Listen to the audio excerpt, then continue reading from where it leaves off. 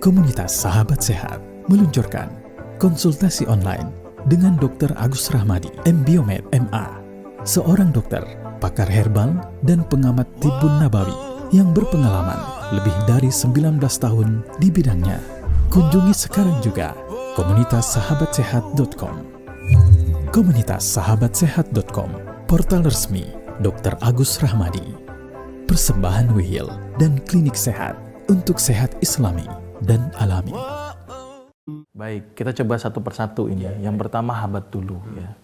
Ini habat luar biasa ini ya. Jadi dalam beberapa jurnal penelitian, habat itu ternyata yang pertama memiliki efek bersifat imunomodulating. Apa itu imunomodulating? Suatu zat yang fungsinya adalah merangsang fungsi imun. Imunnya itu diseimbangkan. Ketika berlebih, diturunkan. Ketika kurang, dinaikkan. Itu namanya modulating, gitu ya. Jadi bukan menstimulasi, juga bukan mensupresi. Karena ada beberapa herbal yang dipakai untuk mensupresi imun, ada beberapa herbal yang dipakai untuk menstimulasi imun. Contoh yang menstimulasi imun adalah misalnya meniran. Terus herbal yang mensupresi imun itu adalah daun pepaya. Tapi habatus sauda dia sifatnya unik, memodulating. Memodulating itu ketika berlebihan diturunkan, ketika kurang dinaikkan. Maka itu supaya keseimbangan terjadi. Itu yang disebut dengan modulating. Fungsi yang pertama.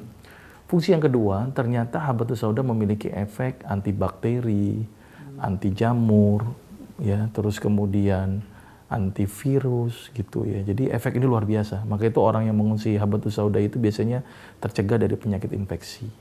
Gitu ya. Terus kemudian satu lagi yang cukup menarik saya, bahwa ternyata habatus sauda memiliki efek antihistamin dan bronkodilator. Apa itu bronkodilator? Melebarkan pembuluh paru. Jadi bronkus atau saluran paru itu bisa dilebarkan. Maka itu habat itu sangat bagus untuk kaus-kaus asma. Jadi bisa melebarkan di daerah bronkus. Kemudian antihistamin. Antihistamin itu adalah zat yang bisa menyebabkan timbulnya orang alergi gitu ya. Gatal-gatal, itu ternyata habatus sauda memiliki efek antihistamin gitu ya. Bagi ibu-ibu menyusui, habatus sauda sangat bagus karena memang dia mampu merangsang ASI. Gitu ya.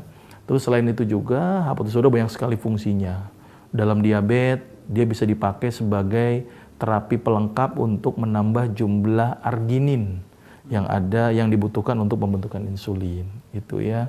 Pada kasus misalnya lagi infeksi tadi memiliki efek juga. Jadi hampir semua penyakit ternyata bisa menggunakan habatus sauda.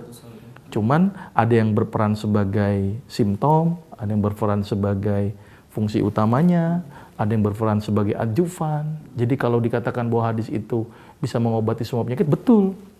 Gitu ya. Tapi kan Allah tidak menciptakan habat saja. Ada tumbuhan yang lain. Nah, maka itu disinergikan. Nah, mungkin tumbuhan ini berperan di sini, tumbuhan ini berperan di sini. Nah, itu salah satu contoh habatus sauda.